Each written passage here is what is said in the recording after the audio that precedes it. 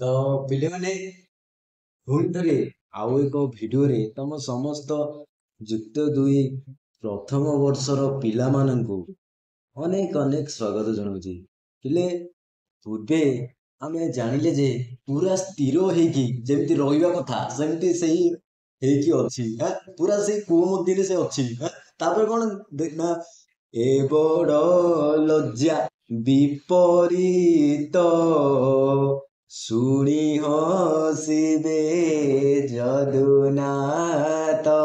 ତାହେଲେ ଏ ବଡ ଲଜ୍ଜା ବୁଝିପାରିଲା ଏ ବଡ ଲଜ୍ଜା ବିପରୀତ। ତାହେଲେ ଏଇ ଯୋଉ ବିପରୀତ କଥା ଏହା ବଡ ଲଜ୍ଜାଜନକ କଥା। ଏଇ କଥା ଯେତେବେଳେ ଯଦୁନାଥ ଶୁଣିଛନ୍ତି, ବୁଝିପାରିଲା ଯଦୁନାଥ କିଏ? ଶ୍ରୀକୃଷ୍ଣ ଯେତେବେଳେ ଏ କଥା ଶୁଣିଛନ୍ତି ଖିଲି ଖିଲି ମନ୍ଦ ମନ୍ଦ ହସିଛନ୍ତି ଏବଂ ତାପରେ କଣ କହିଛନ୍ତି? ବୋଲନ୍ତି ଚାଲ ଯିବା ବନେ ପୁଏ ଧାଇଲେ ତ ସେ ମନେ ବୋଲନ୍ତି ନା ଦାମୋଦର ଯଦୁମଣି କହୁଛନ୍ତି ଚାଲ ଯିବା ବନେ, ବୁଝିପାରିଲା ଏଇଭଳି କଥା ହେଇଛି ନା ପର୍ବତ ସଦୃଶ ଏଣ୍ଡୁଅଟି ଅଛି କୁକୁରଟି ଅଛି ଆସୁନାହିଁ ଚଳୁନାହିଁ ଚାଲ ଯିବା ଦେଖିବା। ଯେତେବେଳେ ବୋଲନ୍ତି କୁହନ୍ତି ଯେତେବେଳେ ଚାଲ ଯିବା ବନେ ପୋଏ କହିଲେ ପୁଏ ଧାଇଲେ ତ ମନେ ଯେତେବେଳେ ବୋଲନ୍ତି କହୁଛନ୍ତି ଯେ ଚାଲ ଯିବା ବନେ ପୁଏ କହିଲେ ପୁତ୍ର ମାନେ ଧାଇଁଲେ ସମସ୍ତେ ଧାଇଁଲେ ତୋଷ ମନ ସନ୍ତୁଷ୍ଟ ମନରେ କେଉଁ କାର୍ଯ୍ୟ ସିଦ୍ଧି ହୁଏ ଭଗବାନଙ୍କ ବିନା। ଭଗବାନ ଆସିଲେ ସବୁ କାର୍ଯ୍ୟ ହୋଇଯିବ, ସବୁ କାର୍ଯ୍ୟ ହୋଇଯିବ। ତେଣୁ ଯେତେବେଳେ ଭଗବାନ ନିଜେ ସ୍ୱୟଂ ଶ୍ରୀକୃଷ୍ଣ ଆସିଛନ୍ତି, ପିତାଶ୍ରୀ ଯେତେବେଳେ ଆସିଛନ୍ତି ପୋଏ ପୋଏ କହିଲେ ପୁତ୍ର ମାନେ ଧାଇଁଲେ କଣ ଖୁସି ମନରେ ସେ ଅରଣ୍ୟ ଭିତରକୁ ଧାଇଁଲେ ସେ କୂପ ପାଖକୁ ଧାଇଁଲେ, ବୁଝିପାରିଲା ତାପରେ କଣ ହେଇଛି?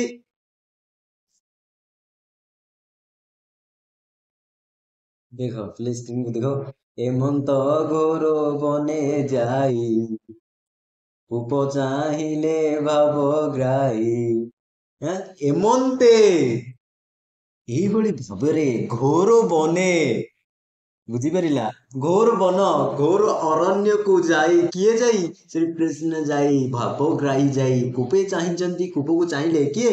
ଭାବଗ୍ରାହୀ କହିଲେ ପିଲେ କଣ ଆମେ ସମିତି ଜାଣିଛେ ଯେ ଭାବକୁ ଗ୍ରହଣ କରନ୍ତି ସେ ହଉଛନ୍ତି ଭାବଗ୍ରାହୀ, ବୁଝିପାରିଲା ତାମାନେ ଶ୍ରୀକୃଷ୍ଣ କଣ କଲେ କୂପକୁ ଚାହିଁଲେ ଯେତେବେଳେ କୂପ ପାଖକୁ ଚାହିଁଛନ୍ତି ନଜର ପକାଇଛନ୍ତି କୂପ ଭିତରଟା କଣ ଅଛି ଦେନ୍ ତାପରେ ଦେଖ ପିଲେ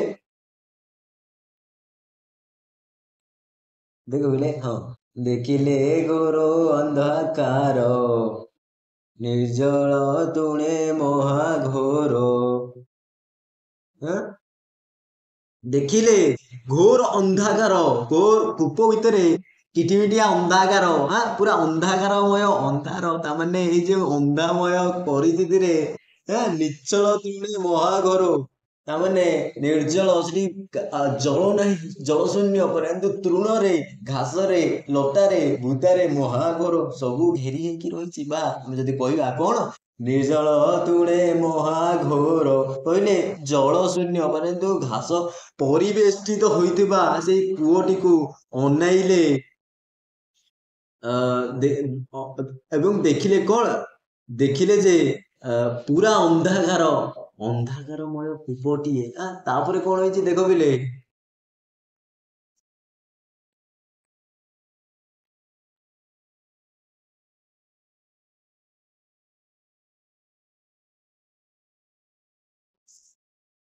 ଉଦକୁ କଲା ସକାଏ ଦିଶଇ ଗିରି ଶୃଙ୍ଗ ପ୍ରାଏ ଅଦ୍ଭୁତ ନଉଦୁଲାଞ୍ଜ ତା ଦେଖି ଚକିତ ଦେବରାଜ ଦୟା ସାଗର ଦେବ ହରି ତା ଲାଞ୍ଜ ବାମ করে ଧରି କୁମ୍ପୁ ତୋଳିଲେ ଦାମୋଦର ମାଳା ଯେ ସେନେ ମାଳାକାର ତା ମାନେ କଣ ହେଇଛି ନା ଅଦ୍ଭୁତ କୁକଲାସ କାଏ, ବୁଝିପାରିଲା ଦେଖିଲେ ଅଦ୍ଭୁତ ବିଚିତ୍ର କୁକଲାସ ଶରୀରଟିକୁ ଦେଖିଛନ୍ତି।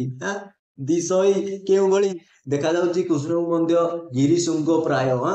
ଗିରି କହିଲେ ପାହାଡ ପର୍ବତର ଶୃଙ୍ଗ, ମାନେ ଶୀର୍ଷ ଭାଗ ଅଗ୍ରଭାଗ ଭଳି ଦେଖାଯାଉଛି। କଣ ପୁଣି ଅବଦନ, ମୁଖ ତାର ଅଧକୁ ମାନେ ଏଣ୍ଡିଓଟିକୁ ମୁହଁକୁ ତଳକୁ ଅଛି, ଲାଞ୍ଜ ତାର ଉର୍ଦ୍ଧ୍ୱକୁ ମାନେ ଅଧବୋଧନ ହେଇଛି, ବୁଝିପାରିଲେ? ଅବୋଧନ ଉର୍ଦ୍ଧ୍ୱକୁ ଲାଞ୍ଜ ଅଛି। ଦେଖିଛ କି ତ ଦେବରାଜ, ଦେବତା ମାନଙ୍କର ରାଜା, ଯାହାକୁ ଏଠି କବି କହିଛନ୍ତି ଦେବରାଜ। ମାନେ ସେଇ କୃଷ୍ଣଙ୍କର କହିଛନ୍ତି ଦେବରାଜ। ଦେବରାଜ ଯେତେବେଳେ ଏହାକୁ ଦେଖିଛନ୍ତି ପୁରା ପୁରା ଚକିତ ହୋଇ ଯାଇଛନ୍ତି, ବିସ୍ମିତ ହୋଇଯାଇଛନ୍ତି, ଆଶ୍ଚର୍ଯ୍ୟ ହେଇଯାଇଛନ୍ତି। ତାପରେ କଣ, ଦୟା ସାଗର ଦେବ ହରି ତା ଲାଞ୍ଜ ବାମ କରେ ଧରି। ଦୟା ସାଗର, ବୁଝିପାରିଲା? ଯିଏ ଦୟା ରୂପକ ସାଗର ଅଛି ସିଏ ହଉଛନ୍ତି ଦୟା ସାଗର, ସିଏ ନା ନାଇଁ, ସିଏ ହଉଛନ୍ତି ଦେବ ହରି, ବୁଝିପାରିଲା? ତେଣୁ ଦୟା ସାଗର ଦେବ ହରି ମାନେ ଶ୍ରୀକୃଷ୍ଣ ଯିଏ ଦୟା ସାଗର, କଣ କଲେ? ତା ଲାଞ୍ଜ ବାମ କରେ ଧରି, ତା ଲାଞ୍ଜ ବାମ କରେ ଧରି, ବାମ ହସ୍ତରେ, ବାମ କରରେ, ବାଁ ହାତରେ ତା ଲାଞ୍ଜକୁ ଧରି ପକାଇଲେ। କଣ କଲେ? ଧରିକି ତା ଲାଞ୍ଜକୁ କୁମ୍ପୁ ତୋଳିଲେ ଦାମୋଦର। ବାଁ ହାତର ତାକୁ ଉଦ୍ଧାରି କରିଥିଲେ, ମାନେ କୂପ ଭିତରୁ ତାକୁ ଦାମୋଦର ତୋଳି ଆଇଲେ। ତୋଳି ଆଇଲେ କହିଲେ କଣ? ବାହାରି କରିଦେଲେ। କେମିତି ବାହାର କରିଦେଲେ? କବି କହିଛନ୍ତି, ମାଳା ଯେ ସନେ ମାଳାକାର, ମାଳାକାର ଯେଉଁଭଳି ମାଳାକୁ ବାହାର କରେ, ମାଳାକୁ ଦେଖି ମାଳାକାର ଜାଣିଛନ୍ତି ଅତି ସଯତ୍ନରେ ମାଳାକାର ଯେଭଳି ଅତି ସଯତ୍ନରେ ଉପରକୁ ଉଠାଯାଏ, ଯେପରି ସଯତ୍ନରେ ସହଜରେ ଉପରକୁ ଉଠାଯାଏ, ସେହିପରି ଦୟାସାଗର କୃଷ୍ଣ ଏଣ୍ଡୁଅଟିକୁ କଣ କଲେ?